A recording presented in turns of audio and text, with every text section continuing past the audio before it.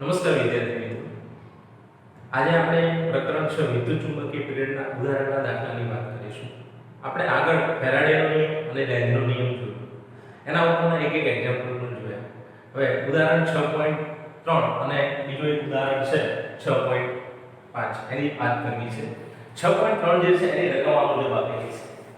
6.3 ની અંદર આપણને કહેલું છે કે 10 સેન્ટીમીટર ત્રિજ્યા 500 આંટાઓ અને 2 ઓહ્મ અવરોધ ધરાવતા એક ગોળાકાર ઘૂંસડાને તેનું સમતલ પૃથ્વીના ચુંબકીય ક્ષેત્રના સમખિતિજ ઘટકને લંબ રહે તે રીતે મૂકવામાં આવે છે. તેને 0.25 સેકન્ડમાં તેના ઊર્ધ્વ વ્યાસને અનુલક્ષીને 180 ડિગ્રીનું ભ્રમણ કરાવવામાં આવે છે.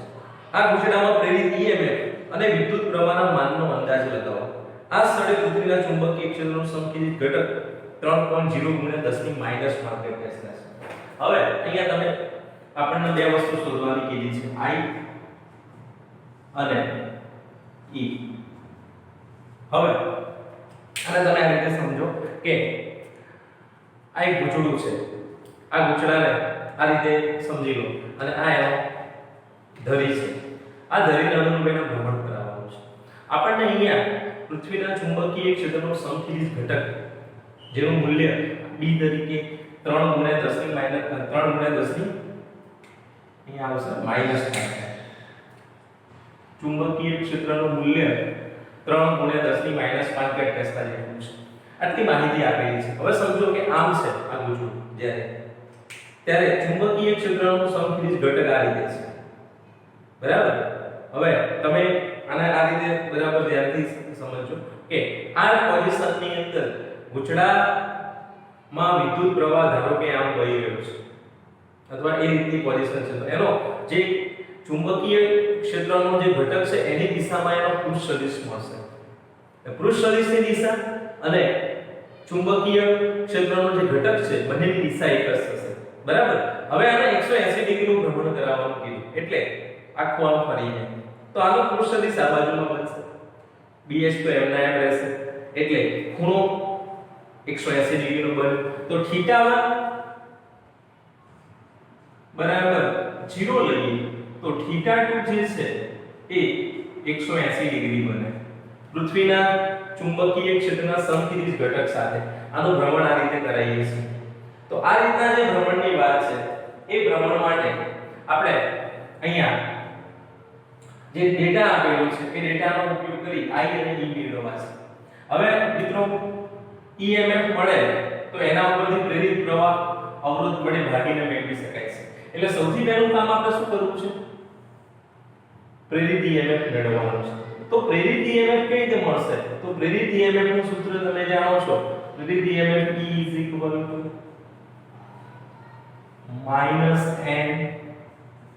-n∆ϕ/ΔT. આ જે સૂત્ર છે આ સમીકરણમાં Δϕ એવી રીતે લઈએ તો બાકીના ડેટા આપેલા છે, જોઈ શકાય છે. n આપેલું છે, આટાની સંખ્યા, ΔT આપેલો છે. કોઈ રીતે Δϕ મેળવી આવીએ. સારું, Δϕ મેળવવા માટે શું કરીશું? તો તમને ખ્યાલ છે કે Δϕ એટલે ϕ2 - ϕ અથવા બીજી રીતે કહેવું હોય તો અંતિમ સ્થિતિ નું જે ફ્લક્સ મળે છે એમાંથી પ્રારંભિક સ્થિતિના ફ્લક્સને બાદ કરી દઈએ. સારું, ϕ નું સૂત્ર તમે જાણો છો, ચુંબકીય ફ્લક્સ ϕ = BA cos θ. તો અહીંયા આવશે BA cos θ2 - BA cos θ1. મિત્રો અહીં આપણે મૂલ્ય મેળવીએ છીએ એટલે હું અહીંયા આગળ ઋણ દિશાની મૂલ્ય લખું તો ચાલશે. બાકી શું થશે?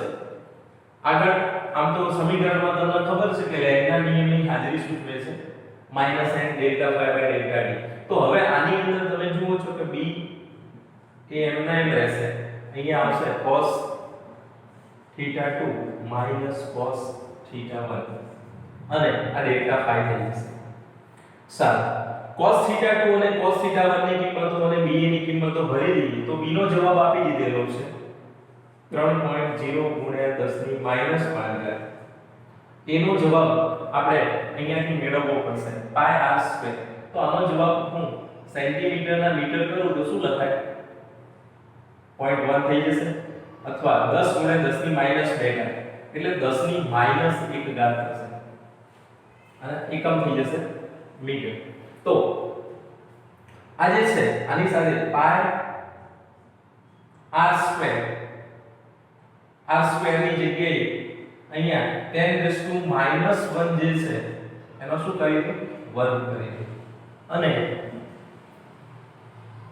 cos θ2 cos 180 શું થશે -1 માઈનસ cos 0 એટલે 1 થશે. તો આનો જવાબ આપણને આ રીતે મળ્યો ડેલ્ટા phi 3 પાઈ બરાબર -1 -1 -2 તો ગુણ્યા -2 અને 10⁻⁵ -1 અને 2 નો ગુણાકાર એટલે -2 થશે -2 -5 10⁻⁷ અને આનું આપણે સાદુરૂપ આપી દીધું છે -6 પાઈ ગુણ્યા 10 ની ડેલ્ટા phi -6 પાઈ ગુણ્યા 10⁻⁻7. હવે આનો એકમ લખવાની આપણે કોઈ જરૂર છે નહીં. લખવો હોય તો શું લખીશું તો ટેસ્લા ઇન્ટુ મીટર સ્ક્વેર. છેલ્લા જવાબનો એકમ હોવો જોઈએ EMF અને પ્રવાહનો. અહીંયા EMF નું સૂત્ર હવે અહીંયા યુઝ કરીએ તો EMF માઈનસ અહીંયા આવશે n એટલે 500 અને આજે જવાબ લાયેલા છે ડેલ્ટા phi -6 પાઈ ગુણ્યા 10⁻⁷ અને ભાગાકારની અંદર આવશે ડેલ્ટા t. ડેલ્ટા t નો જવાબ આપણી જોડે છે 0.25. આ બધાનું સાદુરૂપ આપી દઈએ તો EMF આપણને મળશે. આનો આન્સર આપણને મળે છે 3.8 ગુણ્યા 10⁻³ 3.8 ગુણ્યા 10 અહીંયા -3 અને એકમ થશે વોલ્ટ. સારું, આ પહેલો ભાગ આનો પૂરો થઈ ગયો EMF મેળવવાનો. હવે પ્રવાહ મેળવવો છે. તો પ્રવાહનું સૂત્ર તમે જાણો છો. પ્રવાહ બરાબર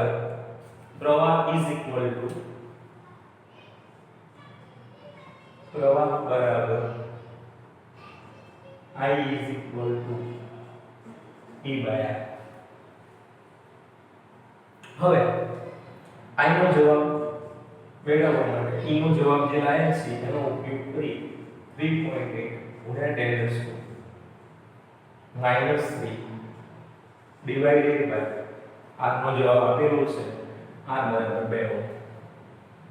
અને આનો આપણે ભાગાકાર કરી દઈશું તો 3.8 ભાગ્યા 2 કરીશું એટલે 1.9 થશે અને 10⁻³ as it એકમ થશે એમ્પિયર. એટલે I બરાબર 1.9 મિલિએમ્પિયર.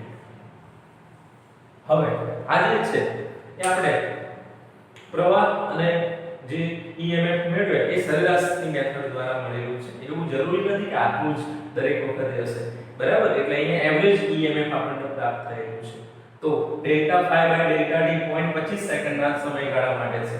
એટલે સતત આટલું જ રહેશે એવું કહી શકતા નથી. તો આ બંને પ્રશ્નો તમારે આ રીતે મેળવવાના છે અને આના માટે તમારે આ રીતની એક રિંગનો વિચાર કરવાનો છે. આ BH ની ડાયરેક્શન છે એ બદલાવાનું નથી. આને તમે રોટેટ કરો છો આ ધરીને અનુલક્ષીને બરાબર. તો આ ધરીને અનુલક્ષીને જ્યારે આ રોટેશન થાય છે એટલે 180 ડિગ્રીનું ભ્રમણ કરીએ તો બીજી વખતે પછી પહેલી વખતે એ સદિશ આ દિશામાં મળતું હતું, બીજી વખતે એ સદિશ આ દિશામાં થઈ જાય છે. આ ડાયરેક્શનમાં જે 180 નું ભ્રમણ આપીએ છીએ એ વખતે મળે છે. અહીંયા 0 ની પોઝિશનમાં છે.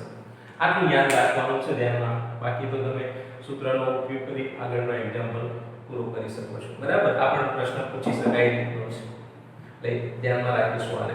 હવે આગળના પ્રશ્નની વિચારણા કરીએ 6.4.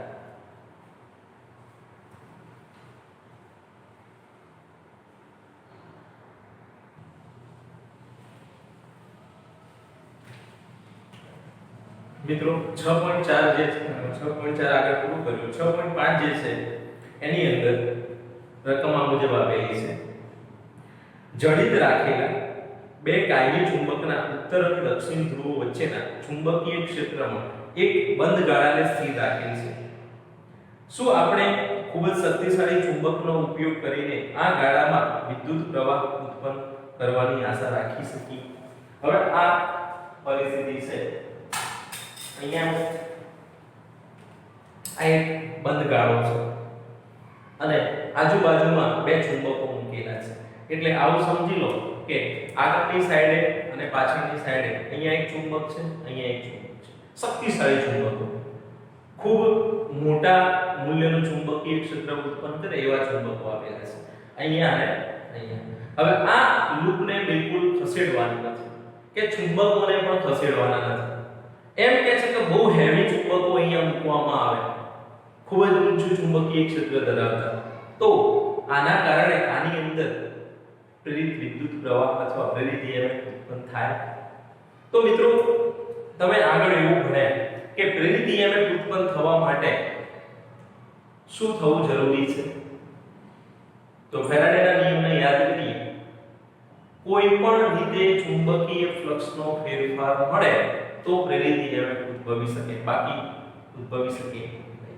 તો તમે એ જાણો છો કે પ્રેરિત EMF ઉત્પન્ન થવા માટેની કન્ડિશન કઈ ચુંબકીય ફ્લક્સનો ફેરફાર હવે ચુંબકીય ફ્લક્સનો ફેરફાર અહીંયા થાય છે અહીંયા એક ચુંબક મૂકેલો અહીંયા એક ચુંબક મૂકેલો છે શક્તિશાળી ચુંબકો છે પણ ગતિ થતી નથી તો જે ચુંબકીય ક્ષેત્ર આ રિંગ સાથે સંકળાયેલું છે એમાં બદલાવ આવવાનો નથી અને નહીં આવે બદલાવ તો એ શું બતાવે છે ચુંબકીય ફ્લક્સનો ફેરફાર થશે નહીં અને નહીં થાય તો પ્રેરિત EMF ઉત્પન્ન થવાનો નથી એટલે રિંગમાં કોઈ પણ પ્રકારનો પ્રવાહ પણ મળશે નહીં બરાબર તો પહેલા નંબરના પ્રશ્નનો જવાબ આપણે આ રીતે સમજીશું અને લખીશું શોર્ટ ક્વેશ્ચનમાં પૂછી શકે એ રીતનો પ્રશ્ન છે કે ચુંબકીય ફ્લક્સનો ફેરફાર ઉત્પન્ન થાય તો પ્રેરિત EMF ઉદ્ભવી શકે અહીં ચુંબકીય ફ્લક્સનો ફેરફાર થતો નથી માટે આ કિસ્સામાં ગમે તેટલા શક્તિશાળી ચુંબકો હોય તો પણ તે પ્રેરિત EMF ઉત્પન્ન કરી શકશે નહીં બીજા નંબરનો પ્રશ્ન બી આવેલો છે એમાં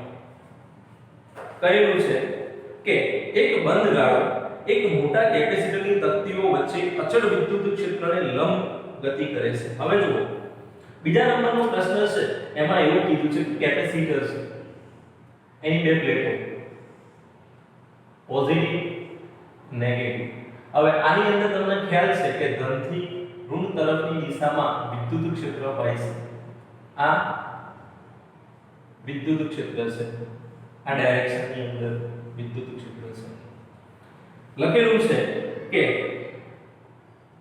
બંધ ગાળો જે છે એ આની અંદર ગતિ કરે છે એટલે બે પ્લેટોની વચ્ચે એક ગાળાને તમે ગતિ કરાવડાવો છો શું આ ગાળામાં જ્યારે તે સંપૂર્ણ રીતે કેપેસિટરની પ્લેટની વચ્ચે હોય જ્યારે તે આંશિક રીતે કેપેસિટરની તકતીની બહાર હોય ત્યારે વિદ્યુત પ્રવાહ પ્રેરિત થશે આ વિદ્યુત ક્ષેત્ર ગાળાના સમતલને લંબ છે હવે આમાં તમે આવું સમજી શકો છો કે આ મારો હાથ છે એ સમતલ છે અને એની અંદર એક ગાળો છે આ સમતલની અંદર હવે આ જ્યારે વચ્ચે હશે એટલે આખી જે રિંગ છે અથવા આખો જે ગાળો છે એ કેપેસિટરની બે પ્લેટોની વચ્ચેના અવકાશમાં હશે એ વખતની સ્થિતિ અને પછી આને હું આમ લઈ લઉં ઉપરની સાઈડે બે પ્લેટો તો છે જ અહીંયા એની ઉપર લઈ લઉં તો અડધો ગાળો બહાર રહે અડધો ગાળો અંદર રહે આ બે કન્ડિશનની અંદર શું પ્રેરિત EMF ઉત્પન્ન થશે ગાળાની અંદર તો આપણે અગાઉ જે વાત કરી કે કન્ડિશન કઈ હતી ચુંબકીય ફ્લક્સનો ફેરફાર થવાનો અહીંયા કોઈ પરિસ્થિતિ એવી દેખાય છે કે જેમાં ચુંબકીય ફ્લક્સ મળતું હોય અથવા ચુંબકીય ફ્લક્સ હોય તો મિત્રો કેપેસિટર જે છે એની અંદર વિદ્યુત ક્ષેત્ર હોય છે અને કેપેસિટર વિદ્યુત ક્ષેત્ર દ્વારા ઊર્જા ધરાવતું હોય તો ચુંબકીય ક્ષેત્ર છે જ નહીં ચુંબકીય ક્ષેત્ર છે જ નહીં તો ચુંબકીય ફ્લક્સનો ફેરફાર અહીંયા ઉત્પન્ન થવાનો નથી માટે કહી શકાય કે જ્યારે સમતલને લંબ અંદર કોઈ ગાળાને ગતિ કરાવવામાં આવે ત્યારે એ ગાળા સાથે કોઈ પણ પ્રકારનો ચુંબકીય ફ્લક્સનો ફેરફાર થતો નથી, માટે અહીં કોઈ પ્રેરિત EMF ઉત્પન્ન થવાનું નથી. અડધો અંદર હોય કે સંપૂર્ણપણે અંદર હોય ગાળો, બંધ ગાળો અંદરથી બહાર લઈ જઈએ આ રીતે ગતિ કરાવવા દઈએ તો પણ અહીંયા કોઈ પણ પ્રકારનું ચુંબકીય ક્ષેત્ર મળવાનું નથી. બરાબર. તો આ બીજી બાબત અહીંયા ધ્યાનમાં રાખવાની છે. વિદ્યુત ક્ષેત્ર બદલાશે એની સાથે સંકળાયેલ, પણ ચુંબકીય ક્ષેત્રનો ફેરફાર થશે નહીં, અને ચુંબકીય ક્ષેત્રનો ફેરફાર નહીં થાય તો ચુંબકીય ફ્લક્સ પણ બદલાશે નહીં. એટલે અહીં પણ કોઈ પણ પ્રકારનું પ્રેરિત EMF મળવાનું નથી. સારું, આના સી પ્રશ્ન ઉપર જઈએ. એક લંબચોરસ ગાળો અને એક વર્તુળાકાર ગાળો એક સમાન ચુંબકીય ક્ષેત્રવાળા વિસ્તારમાંથી બહારની તરફ એક ક્ષેત્ર મુક્ત વિસ્તાર તરફ અચળ વેગ v સાથે ગતિ કરે છે. ક્ષેત્ર પ્રદેશથી બહારની તરફના માર્ગમાં કયા ગાળામાં તમે અપેક્ષા કરી શકો કે પ્રેરિત EMF અચળ હશે? અહીંયા પ્રશ્ન પૂછેલો છે પ્રેરિત EMF અચળ હશે. આ વિદ્યુત ક્ષેત્ર ગાળાના સમતલને લંબ છે. અહીંયા સીની અંદર પૂછેલું છે કે પ્રેરિત EMF અચળ રહે. ચલો, આ પહેલા નંબરની આકૃતિ છે, આ બીજા નંબરની આકૃતિ છે. પહેલા નંબરની આકૃતિમાં તમે જોઈ શકો છો કે આ જે લંબચોરસ લૂપ છે એ ગતિ કરીને અહીંયા બહાર જાય છે. બહાર જતી જે લૂપ છે એના માટે ધારો કે લૂપ અહીંયા આવી ગતિ કરતી સેકન્ડ પોઝિશન અને લૂપની ગોઠવણી આવી છે. કારણ કે લૂપ આ રીતે છે, પહેલા આટલા હવે આટલા, તો તમે જોઈ શકો છો કે અહીંયા જે પોર્શન બહાર નીકળે છે આનો વેગ કેવો રાખેલો છે? અચળ વેગ છે. એટલે એક સરખા સમયમાં એક સરખી જે લૂપ છે એ બહાર નીકળે. એનો મતલબ કે આ જે આડછેદ છે એ ચોક્કસ સમયગાળા માટે વિચારીએ તો એક સરખો બહાર આવશે. પહેલા ધારો કે પહેલી સેકન્ડમાં આટલો આડછેદ બહાર નીકળે તો બીજી સેકન્ડમાં એટલો જ આડછેદ બહાર નીકળવાનો. એટલે એનો મતલબ કે અહીં જે ઘટાડો છે એ કેવો થવાનો? ચુંબકીય ફ્લક્સ જે છે એ ઘટશે. પણ ઘટશે કેવી રીતે? તો કે એક સરખી રીતે. હજી તમે બહાર લઈ જશો તો હજી એમાં ઘટાડો થશે. તો એ ઘટાડો અહીંયા એક સરખી રીતે જોવા મળશે. એટલે delta phi by delta t આ કિસ્સામાં કેવું બનશે? અચળ બનશે. Delta phi by delta t અચળ બને તો પ્રેરિત EMF ઉત્પન્ન તો થશે પણ એનું મૂલ્ય બદલાશે તો કે નહીં બદલાય. કારણ કે delta phi by delta t એ જ આપણને EMF આપે છે અને delta phi by delta t અચળ રહેતું હોય તો આ પ્રથમ કિસ્સાની અંદર આપણને જે પ્રેરિત EMF મળે છે એ કેવું બનશે? અહીંયા તો એ અચળ રહેશે. બીજા કિસ્સામાં શું જોવા મળે છે? તો બીજા કિસ્સામાં પ્રેરિત EMF ક્યારે ઉત્પન્ન થશે? તો ગાળો અહીંયાથી જ્યારે આ પોઝિશનમાં આવશે એટલે થોડું બહાર ગયું એટલે ચુંબકીય ફ્લક્સ બદલાવાનું ચાલુ થયું. હવે તમે જોઈ શકો છો કે જ્યારે આટલો ભાગ બહાર હશે ત્યારે આટલું ક્ષેત્રફળ હશે. જાય તો આ પણ અચળ વેગથી જ છે. જ્યારે એના પછીની પોઝિશન આવશે એટલે ક્ષેત્રફળ થોડું વધારે પ્રમાણમાં ચેન્જ થતું જોવા મળશે. એટલે જેમ જેમ આ ગાળો બહાર જશે અહીંયાથી એમ ક્ષેત્રફળનો જે ફેરફાર છે અહીંયા અચળ રહેશે નહીં. ક્ષેત્રફળનો ફેરફાર નહીં અચળ રહે તો delta phi by delta t શું થઈ જશે? બદલાશે. અને delta phi by delta t બદલાશે તો પ્રેરિત EMF કેવું થવાનું? એ અચળ રહેશે નહીં. એટલે પ્રેરિત EMF ઉદ્ભવશે પણ એનો ફેરફાર થશે. માટે કહી શકાય કે અહીં ઉત્પન્ન થતું પ્રેરિત EMF બદલાય છે અહીંયાથી બહાર નીકળે છે એ વખતે અને અહીંયા પ્રેરિત EMF અચળ રહે છે. આખે આખો બહાર નીકળી જશે પછી કોઈ EMF મળવાનું નથી. બરાબર. આમાં પણ એવું છે કે ચુંબકીય ક્ષેત્રની સંપૂર્ણ બહાર નીકળે ફ્લક્સ 0 થઈ જાય પછી ફ્લક્સ બદલાતું બંધ થઈ જશે અને ફ્લક્સ બદલાતું બંધ થઈ જશે તો પછી પ્રેરિત EMF ઉદ્ભવતું પણ બંધ થઈ જશે. બરાબર. તો આ બે બાબતો અહીંયા સમજવાની છે. અહીંયા ક્ષેત્રફળનો ફેરફાર અલગ અલગ રીતે થાય છે. અહીંયા ક્ષેત્રફળનો ફેરફાર એક સરખો એટલે ચુંબકીય ફ્લક્સનો ફેરફાર નો દર જે છે અહીંયા અચળ રહેશે, અહીંયા અચળ રહેતો નથી. સારું, આગળ આની અંદર ડી જે પ્રશ્ન આપેલો છે,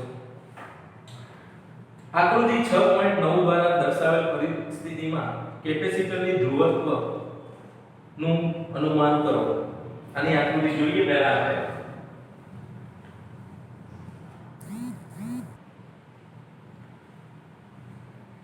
જે ડી પોર્શન છે એની આકૃતિ આ મુજબ આપેલી છે. પ્રશ્ન પૂછેલો છે કે આ આકૃતિ પ્રમાણે જો ચુંબકો ગતિ કરતા હોય તો આ જે રિંગ છે એમાં જે બે પ્લેટો લગાડેલી છે A અને B, એમાં કઈ પ્લેટ ધન હશે અને કઈ પ્લેટ ઋણ હશે, અથવા કઈ પ્લેટ કોની સાપેક્ષમાં ધન હશે. મિત્રો અહીંયાથી જ્યારે આ ચુંબકને આ બાજુમાં ગતિ કરાવી છે, અહીંયા રિંગ મૂકેલી છે, તો આ ચુંબક જ્યારે આમ ગતિ કરે છે તો આ બાજુથી જોતા અહીંયા કયો ધ્રુવ બનવું જોઈએ? આની બાજુ એક ઓબ્ઝર્વેશન કરું તો ધન ધ્રુવ બનવું જોઈએ, ધન ધ્રુવ કે નોર્થ ધ્રુવ બનવું જોઈએ. આ બાજુથી ઓબ્ઝર્વેશન કરીએ S, તો પેલી સાઈડ થી જોતા કયો ધ્રુવ બનવો જોઈએ? ઓબ્ઝર્વેશન આ સાઈડ થી કરીએ આપણે આમ, તો અહીંયાથી આ બાજુનો પોર્શન આ રિંગ આમ છે, S ધ્રુવ બનવો જોઈએ, આ બાજુથી N ધ્રુવ બનવો જોઈએ. હવે આ રીતે તમે વિચારો S અને N ધ્રુવો, તો આપણે આગળ જે ભણ્યા એનો અહીંયા ઉપયોગ કરી તો પ્રેરિત પ્રવાહ આ બાજુથી જોઈએ તો કઈ દિશામાં? વિષમગળી દિશામાં બનવું જોઈએ. વિષમગળી દિશામાં પ્રવાહ ક્યારે બને? જ્યારે A પ્લેટ ધન હોય અને B પ્લેટ ઋણ, એટલે A ની પોલારિટી B કરતા વધુ ધન હોવી જોઈએ તો પ્રવાહ આ રીતે નિર્માણ પામે. બરાબર, તો આ બાબત તમારે આ રીતે સમજવાની છે, નોર્થ અને સાઉથ. બરાબર, તો આપણે આ જ પૂછેલું છે. તો A નું ધ્રુવત્વ B કરતા ધન હશે. ડી નું જવાબ છે. તો આ પ્રશ્ન આપણો અહીંયા પૂરો થઈ જાય છે. સારું, આગળ આપણે નેક્સ્ટ વખતે નવા મુદ્દાની વાત કરીશું. ગતિકી